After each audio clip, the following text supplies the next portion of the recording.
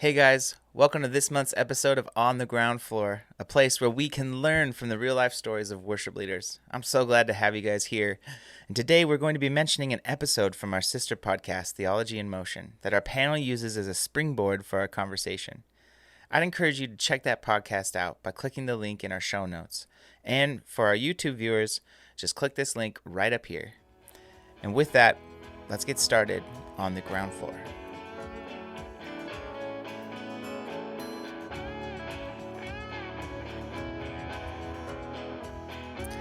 Hello, and welcome to this month's episode of On the Ground Floor. Today we are going to be talking about contemporary and traditional worship, and we are going to use those categories as people in the church generally use them, even though we could do a whole other episode on the deficiencies of those labels. And so, as we're talking about contemporary and traditional, what are their similarities and differences, how we see our congregations participating in them, and maybe a little bit about what we can do as worship planners to help instill best practices in both styles. Like every episode here on the ground floor, we have assembled an awesome panel today, and I want to give them a chance to give a brief introduction. So with that, take it away, guys. Let us know where you are from and tell us the last song that you led. Well, I am Natalie Heidbrink, and I am actually at Concordia San Antonio, right alongside Matt Preston. We are serving together as worship leaders. The last song that I led was actually Jump Jump from our VBS album in our chapel on Monday. I'm Nathan Hughes, blessed to serve here in sunny Southern California as a pastor at two congregations, at St. John's Lutheran Church in Orange and at Peace Lutheran Church in Tustin. Last song I led was probably Happy Birthday. So. Nice. Matt, good to see you. My name is John Jordaning. I serve here at Concordia University in Irvine, California. And I had to think, I think the last song that I led was actually The King is Calling. And it was at home with my family. So there you have it. I'm Jim Marriott. I serve at Concordia Seminary and at a number of different churches in St. Louis. And the last song that I led was for Daily Chapel this morning. We were doing matins out of the hymnal, and so we sang the Te Deum. So it was the chant version of the Te Deum that we sang this morning. So that's the last song that I led. I love it, guys. So much diversity within this, in the song context. So I love it. Hey, guys, so we're using the podcast with the interview between Steve Zank and Dr. Lester Ruth is kind of like our guideline and framework for this whole conversation. And so imagine in your context, you guys are designing both a traditional and a contemporary service. And in that context, what about those two services are the same? I know there's a lot, but I mean. So we talk about this a lot in our worship courses at Concordia Seminary. I mean, this is kind of the fundamental thing that we do because we get students from all sorts of, different contexts, and we come in and talk about contextual worship, but, the things that are the same, the things that are essential. And really and Lester Ruth pointed this out too, but there's kind of a pattern to worship that is historic and intuitive. People gather. You have the proclamation of the word, you celebrate the sacraments, and then they're sent. And, when you talk about it, it's a very obvious pattern. Like people got to show up to church, and then we're going to do something around the word, and then we're going to celebrate the sacraments, which is especially important for us as Lutherans. And then we send them on their way, and we go and live as disciples in the world. So that pattern really unites both traditional and contemporary practices. And there's lots of different ways to, whether your gathering rites then are singing, 30 minutes of music that leads up to the proclamation of the word. So or whether you're doing maybe from the divine service settings, even if you look at the progression of Kyrie to hymn of praise, I mean, there's a lot of music. It's almost some places 30 minutes of music that happens from the prelude to the sermon in a traditional setting as well. So in some ways, it's just kind of how you shape and brand it.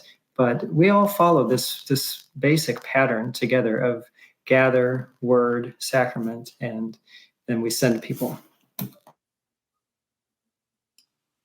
Yeah, to piggyback off of that, Natalie, I think, used the word as well, especially from that perspective of saying, hey, the average churchgoer.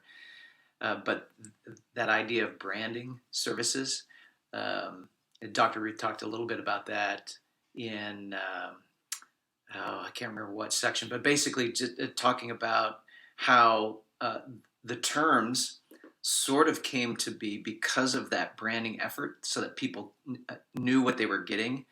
The label helped them to sort of identify what the expectation of what they would receive in the service, primarily centered around maybe the formality or informality and the music and maybe some of the other artistic pieces that would be placed in and around it. But contemporary meant, oh, okay, I know I'm going to get this sort of a thing. And traditional meant I'm going to get something that sort of looks and sounds like this. But at the heart of it, that's kind of I think what, Luther would say, all the externals, right? Here's the externals. We see that there's a drum kit up there, that nothing is going on in the room. And I can walk in a room and say, okay, there's a drum kit there, there's a this there, and maybe the way that some of the furniture is arranged, maybe the room itself and how people are sitting. And just based upon what you see in a room, you can kind of imagine, oh, this is probably what you're going to get in this particular service. So that whole branding side of it, during that history of trying to reach a targeted group, help people feel comfortable in an environment that is familiar to them, on and on, all that kind of fun stuff. That whole marketing piece of it, I thought in the conversation was enlightening, and definitely something that I'd experienced in my past. We were very focused on trying to create elements that fit who we thought we were trying to reach. But at the same time, to tether yourself always to, Jim, like what you were saying, gathering word, the sacraments, sending people, or the rhythm of what we talk about around here, the rhythm of Gottesdienst, that God acts and we respond to those acts, whether we're hearing it in His Word, praising Him then in response to those kinds of things. That's the undercurrent of everything that's going on, irregardless of who you're trying to quote unquote market to. That I think would be consistent, a narrative story, the centrality of Christ in the service. I think Concordia actually has an interesting way to answer this question, Matt. Here at Concordia, we have 3 services. We have the traditional, the blended, and the contemporary. But what is the same in all 3 is actually the liturgy, or the order in which we do everything. Everything stays the same, and how we present the music changes. And that's how we've branded our services, traditional, blended, and contemporary, based upon the style of the music. And what's interesting actually is this last Sunday, at our contemporary service, we actually, 3 of the 5 songs were hymns from the 8 o'clock service. And we just, instead of playing it with organ and a song leader, we used a band.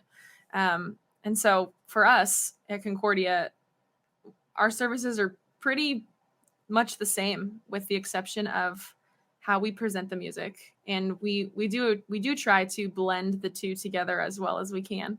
And I thought it was actually interesting that last Sunday we had that many hymns, now that I'm thinking about it, that kind of stayed the same throughout the whole morning. We just presented them differently with music. So are the labels helpful or are they not? What do you think? I think both is the answer to that. Yes and no. I think for someone who is new to Concordia, knowing how they're going to get music, because I think, again, going with the average churchgoer, I think that they think contemporary and traditional is music. At least personally, that's what I think. So I think if you're looking at our website and going, hey, let's try Concordia, I like organ and band, I'll go to the 9:30 service. So I think in that way, yes, it is good. But on the other hand, if you're looking for more of the non-denominational contemporary label, you're not going to find that normal music and then housekeeping or whatever the church term is for what they're doing at their church, and then word message. So you're not going to find that when you see contemporary here at Concordia. So I think it's yes and no is the answer to that question. It's a lame answer, but there you go.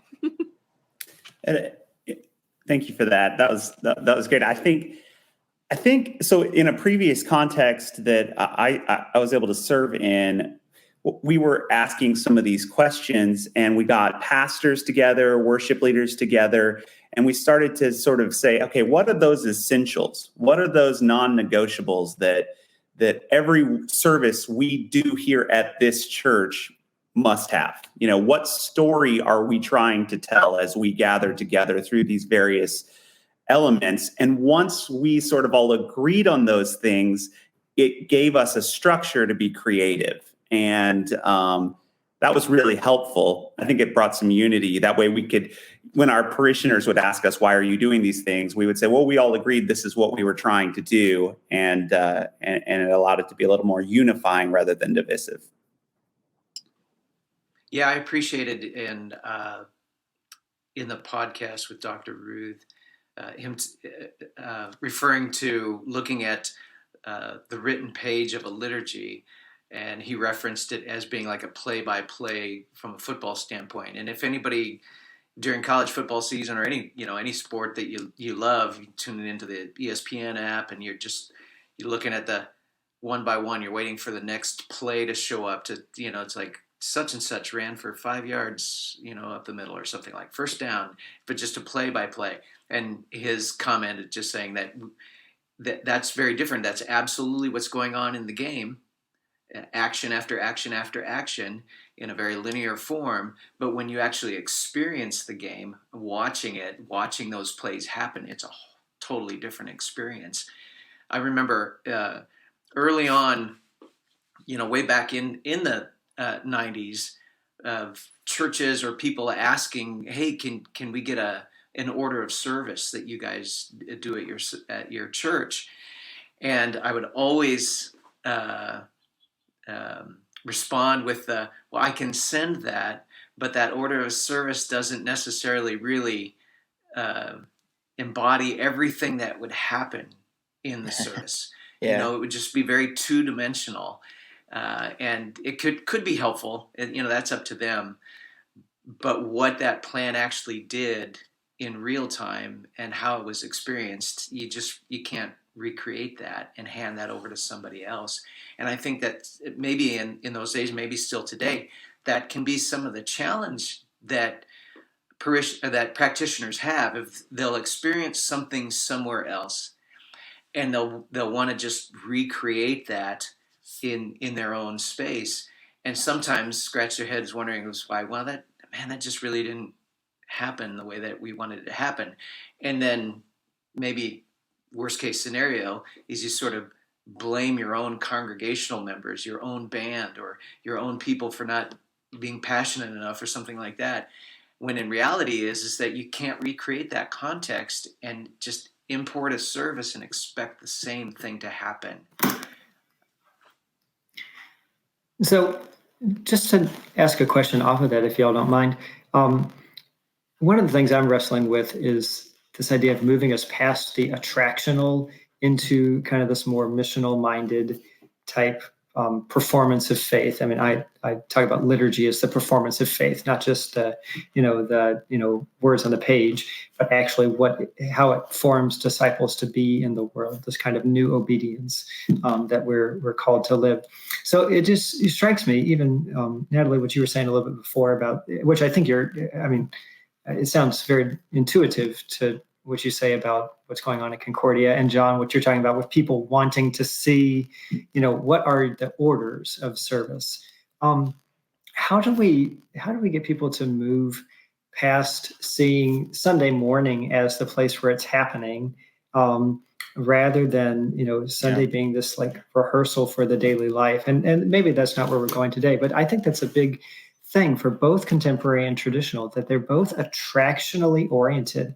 And sometimes we don't talk about traditional that way, but it really is, as it plays out. It's attractionally oriented. It sees Sunday morning as this focal point rather than a relationship between Sunday and Monday in terms of 24/7 discipleship. And that's, so Natalie at Concordia, I would love to, hear what people are saying. What does it mean for me to live the Christian life on Monday? And what does that mean for what I'm experiencing on Sunday? And that continuity then of rituals is really very powerful for what you guys do there. But how does that translate then to like how you're fostering discipleship in daily life? And John, with these people calling to borrow the order of service, I mean, that's great. And, we want to learn from each other, but like, what are your people doing in your context? Like, what are we learning? How are we serving? And how can, we pattern our lives around these behaviors that are Christian discipleship? What does that look like? So I think we got to get past this attractional model and this attractional orientation before we can, really heal the gaps between contemporary and traditional. Jim, I think that's amazing. I think one of the things that I think I've struggled with the whole attractional mindset is that it puts me in the driver's seat, right? So like I approach church for my personal preferences, what I can get out of it. And if that's the way I'm entering into a worship experience, I think it's one obstacle that may prevent us from then being formed and shaped to see others and God as as what drives us, right? So I think I've wrestled with that whole idea of, will you choose church based on your personal preference? Makes me a little uncomfortable. I don't know how you guys all feel about that, but that's something I've wanted some input on. No, I think it's right, and I want to be clear. I'm not speaking against people's personal preference, because I do think that there is an aspect of that we have to lean into in terms of ministry. So I'm not selling that short. But I do think that our orientation, our aim, has gotten off in some ways, that we just aim for that rather than seeing how that progresses people to live the daily life, live the Christian life. Because all of these resources then, all of these songs, all of these prayers that we have are very powerful for cultivating that discipleship. But it's not about what do I get on Sunday morning. It's what is Sunday morning doing to me that I might become something different on Monday through Saturday. Yeah, I think to both of those points, Dr. Ruth in the podcast that we're talking about, he made a comment just saying, hey, we're still living sort of in the shadow of that late 80s, early 90s forms of worship as it was being introduced, as really even as new to the churches, that we would sort of ascribe some of the starting points to, at least out here in Southern California, with churches like Saddleback and of course the Maranatha movement. But this whole idea of targeting folks, of branding services, of understanding, hey, what kind of music, that was a staple. What kind of music are people listening to on the radio? And we need to introduce that into as a feature or as an element into the service, because you were designing something that would be attractional. Is very much in a marketing framework, that we were creating something, designing something that would appeal to the church consumer. I remember feeling very much like that there were things that would tether us to our denominations, whether it be socially or that our family. This is where we always went. Community gathered around their denominations, and because you grew up this is where you went, et cetera, et cetera. But I very much remember coming to that point where you could see that people weren't denominationally loyal so much anymore, that they were really gravitating towards places that were creating things, designing things that were attracting them to go and experience. And I remember a conversation one time of wrestling with this idea that, hey, experience is very much a psychological sort of a thing. and to equate that experience with transformational work of the Holy Spirit in my life that's changing me to live a different life, very, very different. And yet dabbling in this the idea of creating something that people can experience that would, as we would say back in the old days, if we would hear people evaluating a worship service after the service in the same manner in which you could hear them coming out of a really, really good movie or a great concert, then you knew, one, that, okay, you on one level you did some things that you were hoping to accomplish, but on another level you really had to ask yourself, is that it? A psychological experience that was appealing to me because my preferences gravitated that way, et cetera, et cetera. Maybe I was inspired, yes, but was there something that we recognized, this is what God is doing, maybe through these tools? Sure, absolutely. But that there really are deeper things going on beyond just the attractional. And Jim, to your point, it has to be that God is working here because my life is going to be lived out in this way. Because I'm forgiven, because the gospel is part of my life, because the Holy Spirit lives in me, because I'm a child of God, because the King has commissioned me in this way, on and on and on. How is my life being lived differently than it was before? So, yeah, the attractional thing is problematic, but yet at the same time, it's a reality because of how we're made up as human beings. It can be absolutely the starting point for someone's journey, while at the same time it can just be something that we entertain ourselves with on Sunday morning, and that's all there is. So anyway, sorry, that was a soapbox. Apologize. I think something interesting that popped into my head when we were talking about attractional is, I hate to bring up COVID and the lockdown, but we worked so hard to make our services be online and be what people want to sit down and watch for 45 minutes to an hour on a Sunday morning. And that's all they had for some people a year long, and are just starting to open back up and come in.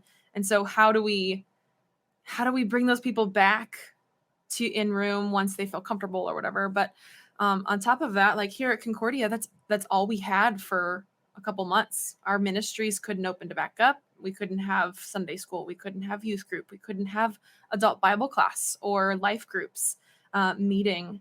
And that's such a big part of Sunday morning here at Concordia, is just that life bubbly, effervescent, like just movement around campus of my kids are going and they're learning this, and then we're talking about it at dinner later. And they haven't had that for a whole year.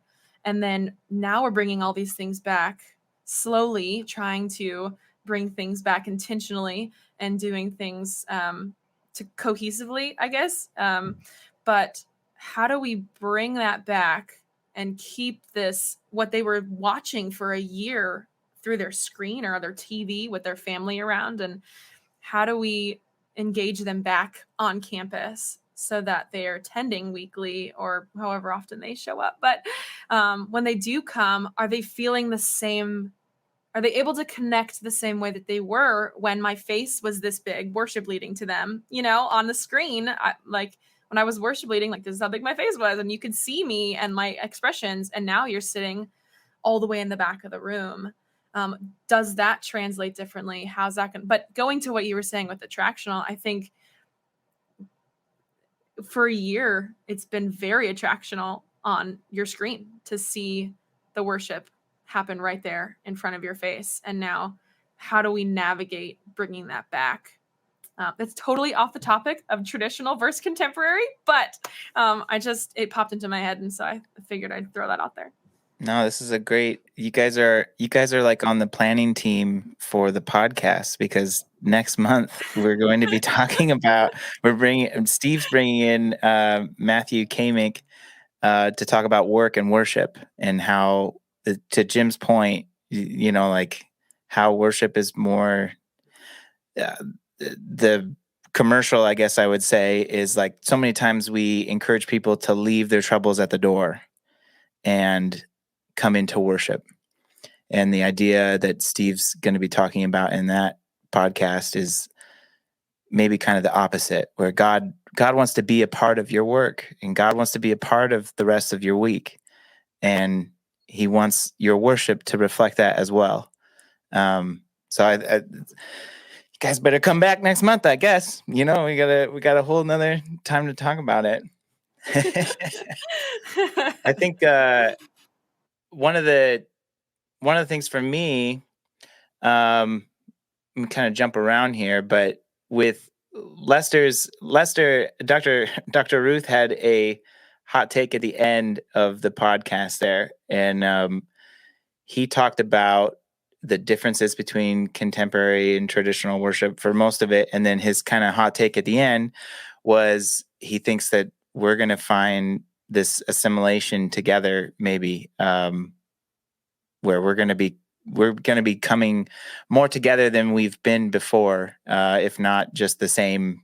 And I'm curious to you guys, in your context, at the seminary, at CUI, in Orange County, at Concordia, do you guys see that in your own context? Have you seen the move there within your own ministries where maybe the lines are getting a little bit less blurry or a little bit more blurry, I guess, a little less defined, and a little bit more like maybe we will sing 10,000 Reasons.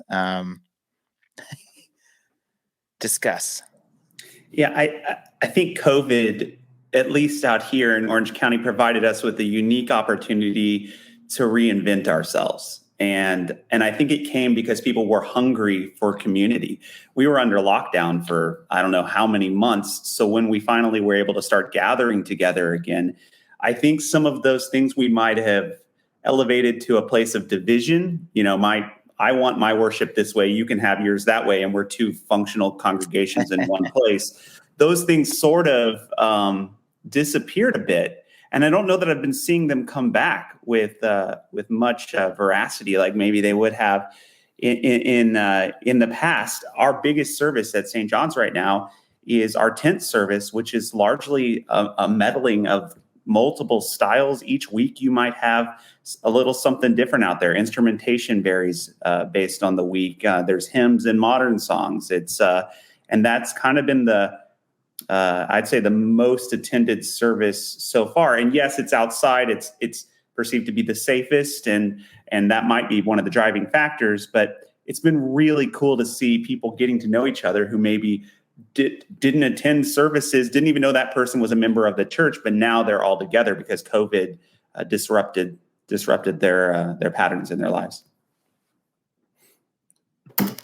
At least from my perspective here at the seminary, in terms of things coming together, there are different places where things are coming together more, and I think that there is some momentum for that. There's other places where they're not. But I would say that for most of our students coming in, they are more cognizant of the benefits of, different styles or different things that would happen, maybe more than I've seen in the past, that they're at least a little bit more understanding. So, how that breaks down in a local context, local congregation, I think that might be a little different, because you can't go in and just start changing things in a local parish. It's not usually a good idea to just, go in and start blowing things up. But, so it takes time for things to change. But overall, I do think that there is a bit of synergy and cohesion that's happening, and whether it's hymns being used with in band-led formats or things like that, or even Hillsong's King of Kings is a song we've used at the seminary this year, and it's real nice, Trinitarian. Tells the story, kind of more holistic in terms of what it's doing. Yet not I, but through Christ in me, another really solid song that we've sung and done. So there's places where it's coming together. And for me and for what we've done here, I think the teaching of specific songs really helps to disarm some of the inherent biases. Because someone might say, oh, I don't like traditional music, or I don't like the organ. but then they might hear something, a hymn led on the organ, that might be very effective and well done. And then they get to know it a few times and they're like, oh, that was really cool. I like that. Same thing with a band led song. I don't like contemporary music or whatever.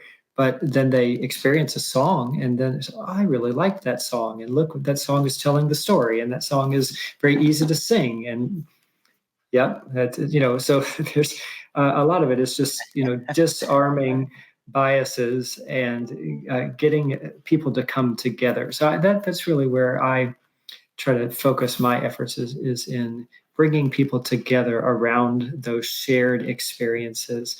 And I see that happen in congregational settings all the time and in our work here at the seminary. And I think that is the way it will come together is, sharing experiences and learning from one another. Yeah, it's interesting that you mentioned the organ and introducing people to that sound. Here at Concordia, when we were online, we actually had a pretty blended, if you will, one service offering kind of online at different times, but it had the organ and full band and we blended it. And as we've come back, we've kind of branched back into what we kind of used to do before. But at our Palm Sunday presentation, Adam Countryman wrote a blended hymn of All Hail the Power. And it actually, in the middle of this giant full band presentation, if you will, at the very end, Carissa Rabel, our organist here, just starts playing the organ and it's just blasting through the sanctuary. We got our tech director got a cool shot of her feet going. And then it went into full band and the organ played with the full band. And I think out of everything that we did, out of all the rehearsals and all the planning and all of the painstaking rhythm charts and harmonies, the greatest thing that we heard from everyone was how amazing the organ was. And so I think a lot of people just, I think a lot of people just loved hearing that. And they had seen it on line services and they had, some of the 9:30 and 11 o'clock clockers had never heard it in the room. And so for them, that was a really, really cool. And we're seeing people actually really enjoy the organ now at the 9:30 service. It's our blended service. And there are some people that have loved the full band stuff and they sit through the organ songs and listen, waiting for the full band to come. But now you actively see them sing. And so I don't know if that's because of the Palm Sunday presentation where her feet were cool and moving. And so they kind of got accustomed to the organ, or if the online service had something to do with that. But I would say that our blended service folks are loving both types of music now. And they sing really loud. So it's great. That's awesome. And that's a great example of like disarming those biases. That's beautiful. And I play at Concordia Kirkwood here in St. Louis with Brendan Norp. Some of y'all know Brendan. And we'll do collaborations like that often with the organ there. And even on praise and worship choruses, or Lester Ruth would call them contemporary praise and worship choruses, or, whatever. The organ can be very effective, playing power chords and kind of filling things out with on some of the choruses too. And Brendan has a very orchestral way of putting all that together, and it's actually pretty fun. And then people, it blends into the rest of the band's sound, but it's really neat. So if anybody's listening and they want to know how to do that, reach out to Brendan, and I'd be happy to facilitate that conversation as well. It's really fun to do. I was gonna I hope I don't put you on the spot, Jim, but one of the coolest moments for me when I was sitting in that chapel in the SMP program. So Jim and Frank Hart from a church in Houston did an arrangement of Thy Strong Word. And it was Frank playing his thing. It was great. People were singing. And then the last verse, Jim comes in with this huge organ sound. And that place you could feel it. And so I just think there's some power that comes when we bring those two genres together. It's great. Yeah, that was still one of my favorite memories here at chapel. So, and Frank is a great guy. Oh man, that was all his idea too. So honestly, it was his he initiated that, and it was fun to really collaborate with him on that. I'm curious for you guys, when you are planning both traditional or contemporary worship services, what are the things that you've learned maybe from the opposite styles that have influenced or helped the other styles? So like if I'm planning a traditional service, what's something that you maybe have learned through, the positives or the pros of contemporary worship that you've brought into planning for traditional worship and vice versa, discuss. So one thing right off the bat, sorry for jumping right away here, but as a traditional guy, learning from contemporary, because I'm an organist primarily, I have learned by listening to my really good friends who are band leaders and who grew up with this, and I've learned from my own experiences that repetition and affective music are really necessary. And that was something that it seems very counterintuitive for the hymn and organ-led people out there, but affective music and repetition are very important, which is why the divine service settings are so repetitive. If in the hymnal we are singing the same songs each week, and we learn them and we memorize them and we have access to them because we know them well. Hymns themselves are most accessible when you memorize them, when you know them, when you can sing them and get into the poetry. The same is true for the contemporary praise and worship music, and the affective nature of it and the repetitive nature of some of it, and it's not all repetitive, but that can really it creates a very accessible music for the congregation, very singable music for the congregation, and very formative music. It really is highly influential and very useful. And there's a balance in all things, but I found that is really something that all of our worship contexts need is leaning into the affective and the repetitive. This is probably going maybe in both directions, but I think it was assumed that in a traditional form that people understood that the rhythm of Gottesdienst, God serving us, and us responding to that in worship. But I think with traditional, sometimes when it is repeatable like that and it's familiar, et cetera, that it's easy to lose track of that. The thing that I'm actually saying here is in response to this thing, or even just finding that the meaning of what I'm doing here, whether it be a Kyrie or whatever, crying out that the thing that's coming next is something for me to actually participate in from my heart, rather than just this is the next line. And what it does to traditional is it sort of perpetuates this idea that traditional is very linear, one piece after another, and that contemporary is like layered. There's lots of different things happening all at one time because a light is doing this and this is on the screen, and on and on and on. But in reality, I love when a traditional service sees itself much more layered, that there are different things going on, the ritual and the movement and the standing or the sitting or the processions and the things that we're saying, hey, look at this, the old banner processions and things like that. We can do that in a lot of different ways. It doesn't have to be a banner, but it can be a multi-layered and even multi-sensory experience in the traditional, which sort of disarms the idea that somebody comes in, it's like, okay, we do this, and then this happens next, and then this happens next. And quite frankly, maybe sometimes some of that can lie on the planners themselves to maybe not go through the extra detail of where somebody should be standing, or at what time should they be getting up to do their next thing, on and on and on. But anyway, I think that works both ways, and then vice versa.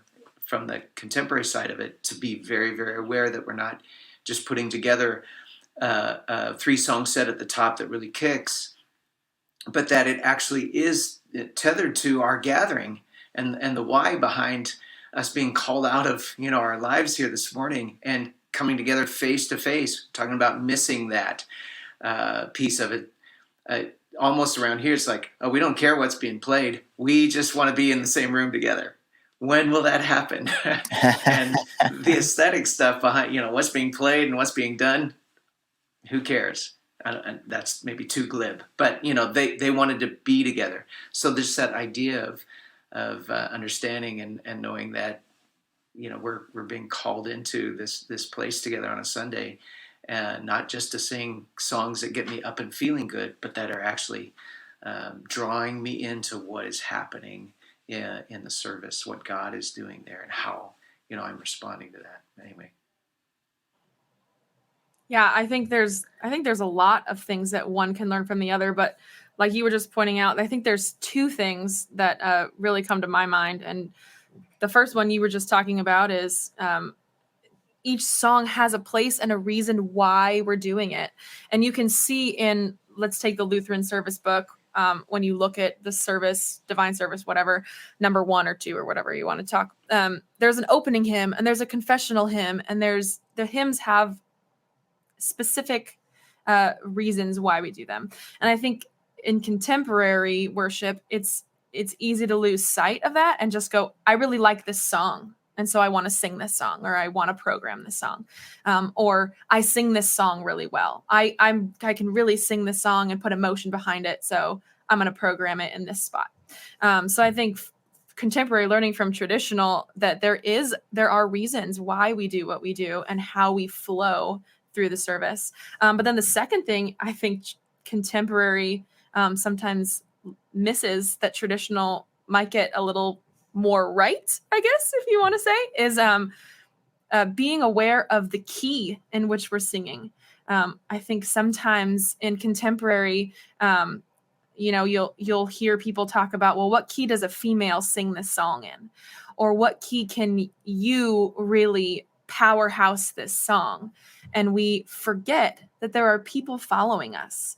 And the whole point of us powerhousing this song or programming this song is so that the people that are out in front of us sing and are drawn in and we are literally leading them in the worship. That's the whole point of worship, leading. And so I think we miss in the contemporary sometimes remembering those people need to be able to sing what we're playing. And I know that sometimes when we're practicing for our traditional service, our organist will go, you know what? I don't think that the men will be able to sing. I mean, you can sing those notes because you're a soprano, but I don't necessarily think the congregation is going to be able to sing. So let's change the key. And luckily she's really amazing at transposing. So she just does it on the fly, which is great. But I think we forget that sometimes, that the congregation needs to be able to sing the song. So I think contemporary could really learn that from traditional. Oh, that's really good. I think for me, and this goes with that idea of flow, right? I got my start as a contemporary worship leader, and I think one of my favorite things to do was to sort of explain why we're going from point A to point B, just in short statements. I don't know, what do we call those, glues or transitions or whatever? And segues, a ministry segue. Yes. And thanks, John.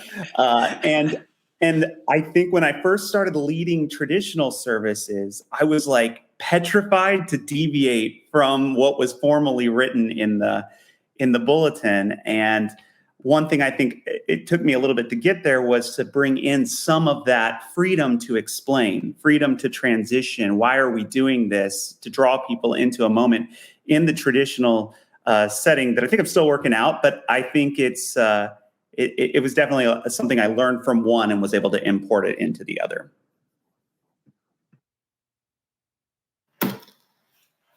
Something that both could learn from each other, and I don't want to speak against what Natalie was saying about, her context where it's all about the music, but I do think that if we could all put music in its place and realize that it's not all about the music, and that it's what we do on Sunday morning is actually the music is a big part of it, and music really enriches it, but it's really focused on Christ. And there are places in both patterns and both, musical genre, the multiplicity of musical genres that we have, really focus in on Jesus and proclaiming the gospel and telling the story. And John, you talk about the Gottesdienst idea, always keeping that orientation of what God is doing for us and how we respond. If we could just put music in its place for a little while and make it a little less about music. So I'm the director of music arts here at Concordia Seminary, and everybody thinks that I teach music at Concordia Seminary. I don't. It's not part of our curriculum. And so the students come into the worship class, and they expect we're going to talk a lot about music. And I say, actually, we won't talk very much about music at all, because music has come to predominate worship conversations, and we kind of need to put it in its place a little bit and really talk about some of these other things. Now, music's important, but there's all sorts of other ritual action that is really critical to what's happening for the formation of discipleship. And, disciples of Jesus Christ don't always walk around all day just, singing their favorite hymns or their, or other favorite songs that they have. So it's really important that we, keep music as a tool that we have, but put it in its place. I'm curious, you guys, this kind of jumping, but in that episode, I want to make sure that we talk about this, because I think this is one of the big questions here. But so in that episode, Dr. Ruth, he mentions at length, probably about halfway through, he's talking about the Pentecostal influence of contemporary praise and worship, specifically, not just contemporary worship, but the praise and worship style. And I think it's important to recognize that whenever we borrow worship rites and practices, songs from other traditions or even denominations, that we still have to navigate that through the context of Lutheran theology. And I guess what I'm curious for you guys in your contexts, as Lutheran worship practitioners, how do you guys navigate that? How do you weed through that? On both styles, I think, too. That's the other, as Steve and I were preparing for this, it's not just contemporary worship that borrows from other denominations. You know what I mean? Like there's a whole lot of other in the traditional side too. And so yeah, how do you essentially keep from being copies of copies and ultimately have your service reflect those Lutheran values? Yeah, I think that for me, in listening to that episode, that was a good piece of it, and I sort of caught that maybe talking about Psalm 22 at some point in the future might be helpful. That section, if you're listening to that they're talking about, God inhabits the praises of his people, and how the starting point for certain theologies are that, okay, if that's the case, if he inhabits our praises, then let's praise, and let's praise well, because we want God to come inhabit and to be here and to be present. And that in our doing so, God shows up, and then we're allowed to move more into a deep adoration of the God who is now present. And, from our theology, we would just say, it's like, well, one, he's always present. Here's where he promises to be uniquely in his people, in his word, in sacrament. And so in acknowledging that our praise serves a different function, it's not setting up the throne within the throne room, waiting for the king to take his place there so that we can worship him more deeply. Instead, he is here. He is calling us. His spirit resides within. And then in and through Christ, that worship takes place as we dialogue together, as he speaks to us, as he ministers to us, as we worship and praise him. So that's kind of the starting point for me, I think, is divorcing myself from thinking that I need to sing this many songs or do the full 8-minute song. There's nothing wrong with doing it. Let's sing all day long. That's great. But it's the why behind that. Sing until he shows up? No, he's here. He is here. that idea for me, I think for some, especially when there are different backgrounds that people come from, there can be a subtle confusion there that the cry and work of the people is heard and seen over and above the promises of God. That can be problematic. So let's be more passionate about what we do. Let's sing a little louder, right? Those kinds of things, because it's indicating how passionate I am about being there in God's presence. But in reality, it's the promises of God that make the difference, that causes me and compels me then to sing with joy or with sorrow, whatever it is that His Word is telling me. Law and gospel, right? So that idea of, and from Hebrews 13, the offering up, continually offering up sacrifices of praise to God. The first part of that verse that says through Him, through Christ, through Him, then let us continually offer up these sacrifices of praise to God. The Christ who is present, that's the key piece. Not just my cry, my worship, my singing that is going to satisfy and please God to a point where He comes down and blesses. We have here at Irvine, Dr. Middendorf and I, who are big Gottesdienst fans, we have this saying that if it's only about God coming to us and never allowing us to worship God in response, that's not His Dienst. And then vice versa. If it's only about us lifting up our praises to God, but refuse to recognize that God is at work here, that's not His Dienst. So keeping that in balance, keeping that always in tension, to me is important. I love that, John. I think one of the practical ways that I was convicted of that several years back, it's like, are we somehow ushering in the presence of God? No, we're celebrating the reality that we're already there, right? And a practical way that we started doing that in one of my church contexts was, let's just begin every service in a contemporary setting. This isn't always the case, but begin every service with an invocation and a call to worship that's scriptural. Because for us, it was a reminder of our baptism, right? Like that we hear the very Trinitarian name of God that was placed on us. God initiated the relationship with us, and it's because of that we can now worship God today. And with a scriptural call to worship, we're reminded that He does it through His Word, that He is speaking to us today. He's here to encounter us with His gifts and promises. Good. Well, and just with that too, one thing that I've experienced, do you ever have it where people say, "Oh, I felt the Spirit today when we were leading this song," or "Oh, people said that to me," and people probably say that, and I don't want to sell that experience short. But one of the differences between, a Lutheran piety and a Pentecostal piety is we would never chase after that. We're not trying to manipulate that experience, because the Spirit is experienced through the proclamation of the Word.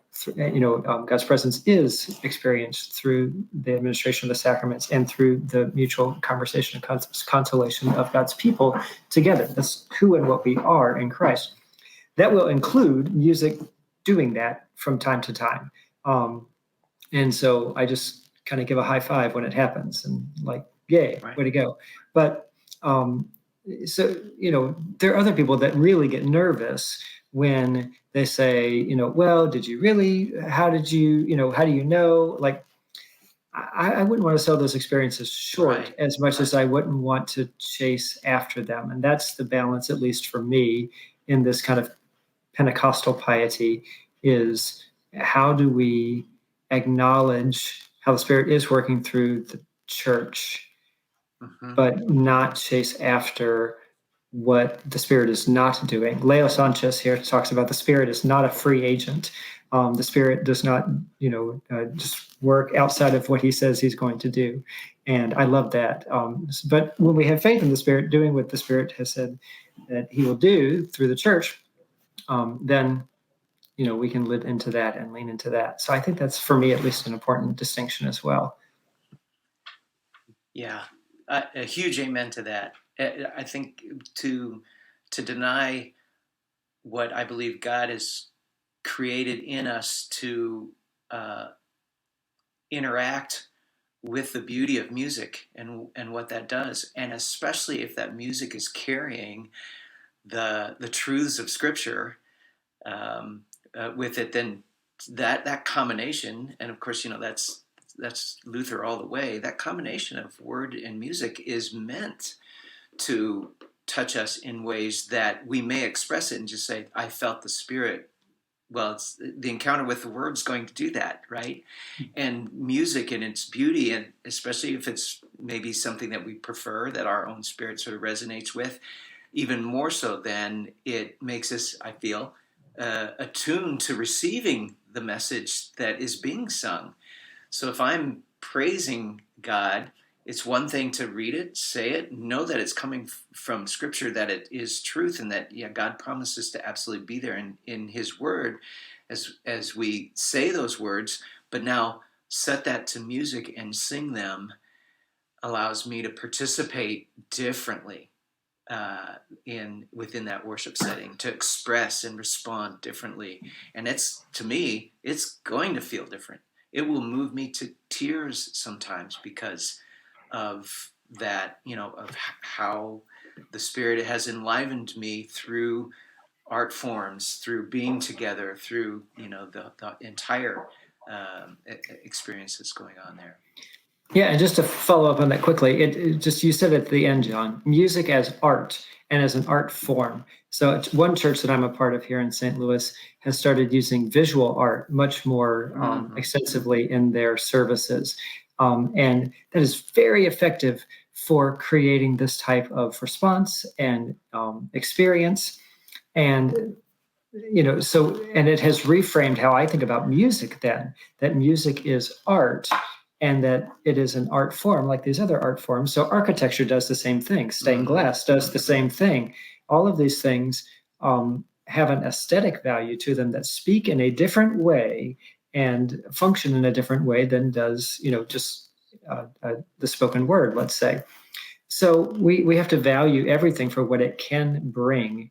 And then, so music as art and all of these other art forms are very important aesthetically. And if anything, we need to take aesthetics much more seriously, even as we keep them in their proper place. Again, we're never chasing after aesthetics to manipulate us into doing anything.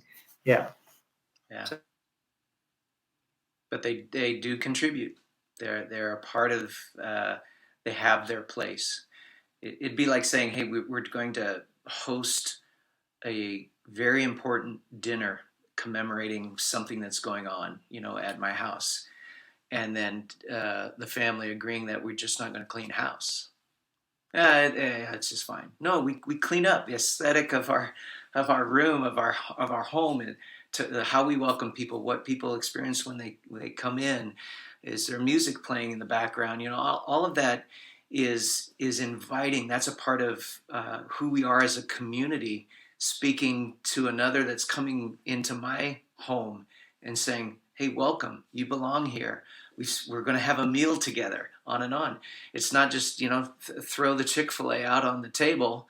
That says something, but this might not be the event that we're going to want to just kind of toss the Chick-fil-A out, because the nature of the event is very, very different. So all of those kinds of things are things that we tend to, because they're little things that matter, but we don't over spiritualize them to be like these magic things that have to be there. Otherwise, God's not going to show up, or the Spirit's not going to be felt or present.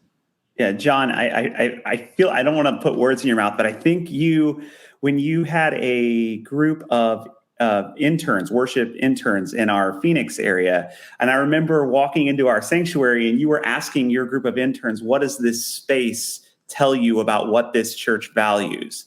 And I was wondering to myself, I'm like, is that a practice that many of us should be doing all the time? Like, walk into our own space and just ask those questions. What do we value based off of what we've done with this, with our worship space? Mm-hmm. Mm-hmm. Yeah, so there is a question that somebody sort of alluded to a little bit about, evaluating services. What's the win?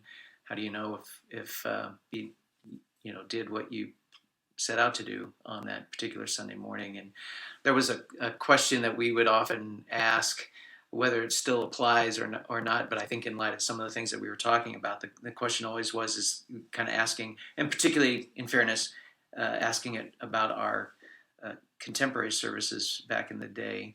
The question was what people received, was that worship service more quote unquote product, story, and narrative, or somewhere in between?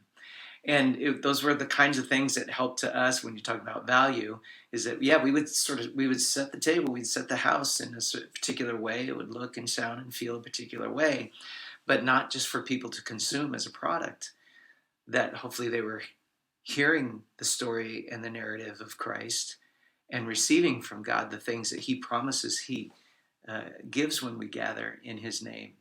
And it would help us to kind of recognize the both end of the realities of who we are as people and how we do things and experience things, but not just to consume as a product week in and week out. So and all that to say, the room, that was sort of behind the question. Okay, look around the room. What does this congregation value in their worship setting? I want to give you guys, before we head out, the last thing is we started this year in 21, but give you each the platform to make your own hot take of this topic, or even if you want to go off topic, I'm fine with that. It's your hot take, whatever you want to do. So just brief description there, where it's gonna be anything you want, can relate to the topic, or it doesn't have to. Maybe if, for instance, would be, I think that having communion at the end of the service is going to become the normal thing from here on out once again.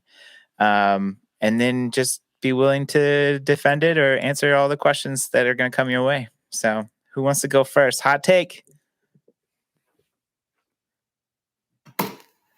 Alabama's going to repeat as national champion this year. No. I said that just for John. Yeah, just for John. I will say, I do think that intercultural music and music that especially originates from non-Western or from the global non-Western origins or from the global South, I think that as that music permeates Western contexts, both traditional and contemporary, it will help facilitate even more the blurring of these lines. And I just wrote a piece on that, and I'd be happy to share that more too. But and I'm presenting at our multi-ethnic symposium next week here about that. But I think that's a really important dynamic for this conversation as we're trying to navigate the identity of contemporary and traditional in the United States, and where we are becoming more and more culturally hybrid and culturally diverse. These songs from the global South, singing in Spanish, things like that, we need to learn to do that more, and that will work to kind of disrupt the dichotomy that we have here between contemporary and traditional. So that's my hot take. My hot take is that, Alabama won't. That Nebraska will have a winning season. I hope for that too. So that's good. No, one of the things that, maybe not a hot take, but one of the things I think that I think about a lot these days is the online environment, the nature of production that really needs to be there in order to make that online environment receivable from those who are on the other end of it. But what does that do to the people who serve within it? Will the online environment prevent some people from serving in that way, because the perception may be that they're not gifted enough, smooth enough, slick enough, sing on key enough, et cetera, will that be something that shapes people's perception of what they need to be in order to serve and worship? Because the online environment, the viewed environment, is sort of demanding that because that particular medium is what it is. Will that medium dictate how and shape how people see themselves serving with their gifts within the congregational setting? I think that will be even worship leaders themselves, knowing that, are they preparing to be that online person in ministry versus the localized local church person in ministry? I think that might have an interesting effect. So we'll see what happens with some of that stuff. The replay effect, as you will. The forever on the internet effect. Yeah. Mm-hmm.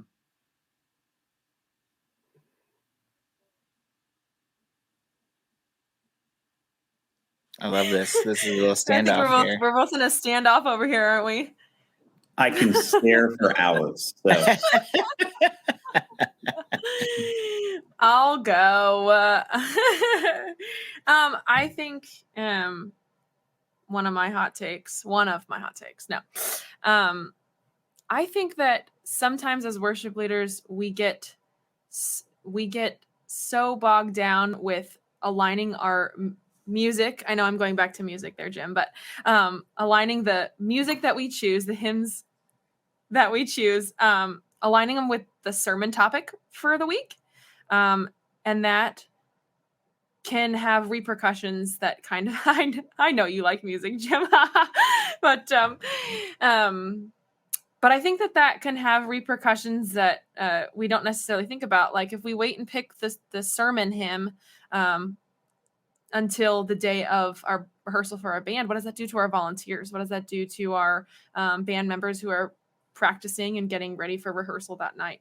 And I think sometimes we try really hard to create this moment that ties so well with the sermon topic or the message series that we're in, that we actually can hinder some of the other things that are under our purview as worship directors and worship leaders. So.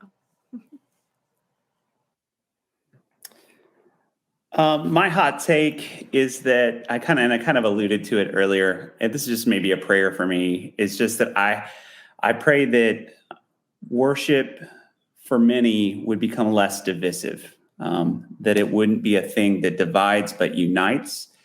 And I think part of that is, and I think in any setting this can be the case, that I almost see it as a me and Jesus experience, a very personalized experience that happens in worship.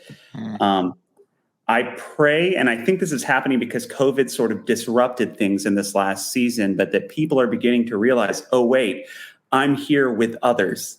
There's an usness to gathering around God's word and sacrament, and it's really good to be here with others. And so that whole family aspect of gathering around the table together, I think is going to take a new priority for us and an emphasis in our gathered worship in the future. Yeah, that's good.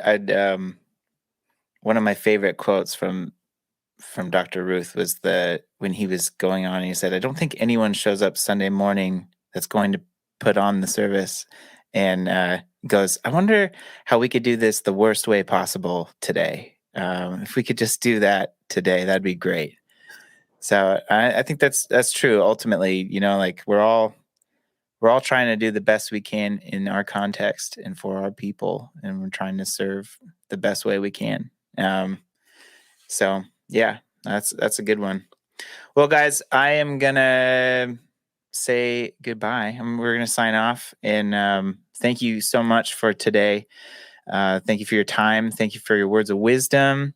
And thank you guys who are listening or watching with us. Thanks so much for joining us on this episode of On the Ground Floor, which is a part of the Center for Worship Leadership podcast network.